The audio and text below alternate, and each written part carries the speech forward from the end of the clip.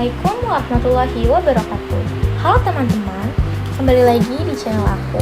Dan di video kali ini, aku akan membahas siklus sistem perpajakan di Indonesia.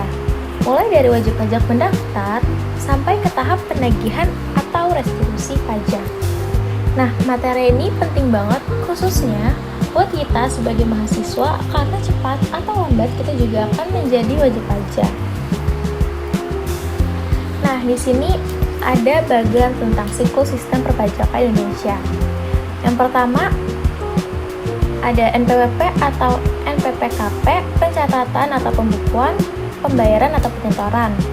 Yang kedua ada pelaporan SPT atau pelaporan pajak. Yang ketiga ada penelitian, pemeriksaan penyidikan.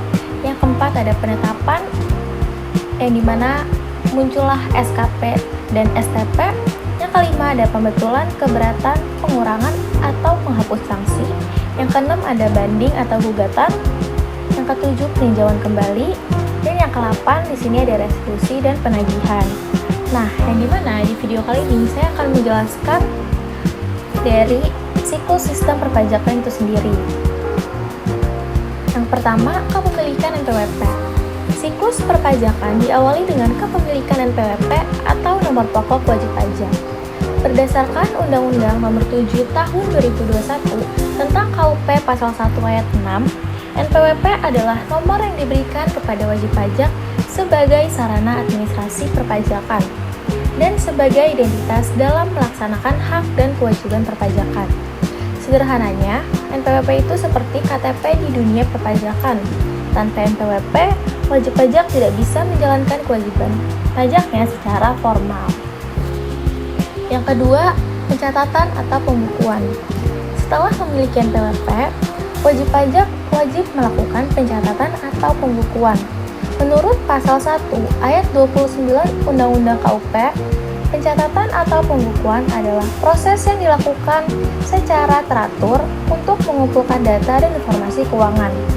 Tujuan pencatatan ini adalah sebagai dasar untuk menghitung pajak terutang, khususnya pajak penghasilan. Jadi, pencatatan ini penting supaya pajak yang dibayar sesuai dengan kondisi sebenarnya, tidak kurang dan tidak lebih. Yang ketiga, pembayaran atau penyetoran pajak. Tahap berikutnya adalah pembayaran atau penyetoran pajak. Berdasarkan Pasal 1 Ayat 10 dan Pasal 9 Ayat 1 Undang-Undang KUP, pajak yang terutang harus dibayar paling lama 15 hari setelah saat terutangnya pajak atau berakhirnya masa pajak. Di tahap ini, wajib pajak sudah mengetahui berapa pajak yang harus dibayar berdasarkan pencatatan yang telah dilakukan sebelumnya. Yang keempat, pelaporan SPT. Setelah membayar pajak, wajib pajak wajib melakukan pelaporan melalui surat pemberitahuan atau SPT. SPT digunakan untuk melaporkan perhitungan, bayaran, serta harta dan kewajiban wajib pajak. Wajib pajak harus mengisi SPT dengan benar, lengkap, dan jelas, serta menyampaikannya tepat waktu.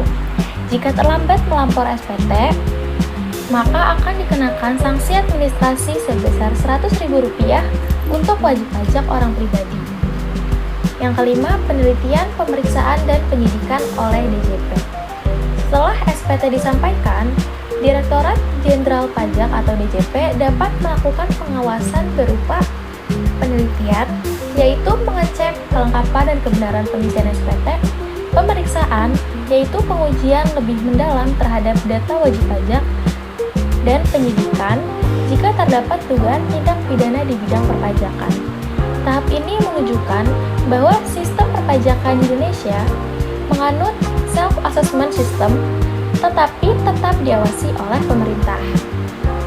Yang keenam, penetapan pajak atau STP dan SKP. Berdasarkan hasil penelitian atau pemeriksaan, DJP dapat menerbitkan surat tagihan pajak atau STP yang biasanya karena keterlambatan atau sanksi administrasi, dan surat ketetapan pajak atau SKP yang muncul karena adanya pemeriksaan pajak. Di tahap ini, posisi wajib pajak bisa kurang bayar, nihil, atau lebih bayar. Yang ketujuh, pembetulan, pengurangan, dan penghapusan sanksi. Jika wajib pajak merasa terdapat kesalahan, maka wajib pajak diberi kesempatan untuk melakukan pembetulan SPT selama DJP belum melakukan pemeriksaan. Selain itu, wajib pajak juga dapat mengajukan pengurangan atau penghapusan sanksi administrasi sesuai dengan ketentuan yang berlaku.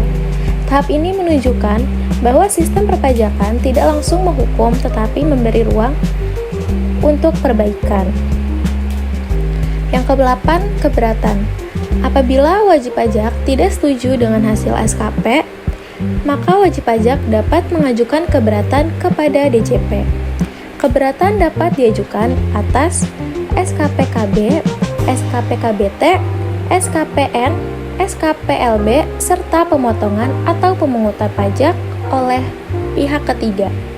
Namun, jika keberatan ditolak atau hanya diterima sebagian, maka akan dikenakan sanksi administrasi sebesar 30%. Yang ke-9, banding dan peninjauan kembali. Jika wajib pajak masih tidak puas dengan keputusan keberatan, maka dapat mengajukan banding ke pengadilan pajak. Apabila banding ditolak atau diterima sebagian, dikenakan sanksi sebesar 60%. Selanjutnya, masih terdapat upaya hukum terakhir yaitu peninjauan kembali, yang juga diputuskan oleh pengadilan pajak. Yang ke-10, penagihan dan restitusi. Tahap terakhir dari siklus perpajakan adalah penagihan dan restitusi. Jika hasil akhir menunjukkan kurang bayar, maka akan dilakukan penagihan pajak. Namun, jika hasil akhir menunjukkan lebih bayar, maka wajib pajak dapat mengajukan restitusi, yaitu pengembalian kelebihan pajak dengan ketentuan yang berlaku. Nah, mungkin itu saja materi yang dapat saya sampaikan pada video kali ini. Dari penjelasan tersebut, dapat kita simpulkan bahwa siklus sistem perpajakan di Indonesia berjalan secara struktur, mulai dari pendaftaran, pencatatan, pembayaran, pelaporan, hingga pengawasan dan penyelesaian sengketa. Sebagai mahasiswa, penting bagi kita untuk memahami alur ini agar kedepannya kita bisa menjadi wajib pajak yang patuh dan akan sadar pajak. Sekian penjelasan dari saya. Wabillahi taufiq wal hidayah. Wassalamualaikum warahmatullahi wabarakatuh.